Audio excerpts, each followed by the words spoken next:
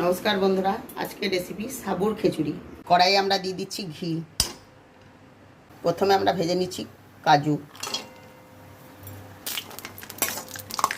এরপর আমরা ভেজে নিচ্ছি কিশমিশ,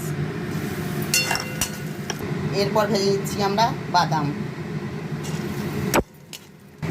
এবার আমরা ফোড়নে দিচ্ছি জিরে আর লঙ্কা। এবার আমরা তেলের মধ্যে দিচ্ছি গাজর, এবার দিচ্ছি আমরা ক্যাপসিকাম,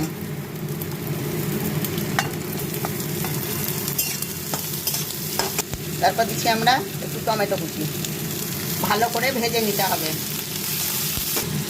এবার দিচ্ছি আমরা লবণ। একটু সেদ্ধ হওয়া অবধি অপেক্ষা করব। এবার আমরা একটু ঢাকা দেব। ঢাকাটা খুলছি। হ্যাঁ, আমাদের গাজরগুলো প্রায় সেদ্ধ হয়ে গেছে। এবার আমরা দেবো সাবু।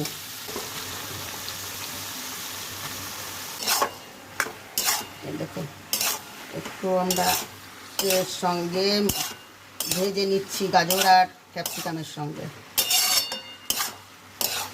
এবার আমরা দিয়ে দিচ্ছি জল। জল দিয়ে দিলাম। দেখুন, এবার দিচ্ছি গোলমরিচের গুঁড়ো। এবার দিচ্ছি কাজু বাদাম। এবার দিচ্ছি কিশমিশ।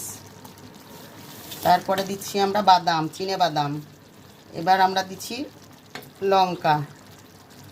এটা খুব হেলদি খাবার। আপনারা একাদশী করলে, কোনো উপোস বার করলে আপনারা অবশ্যই করে খাবেন।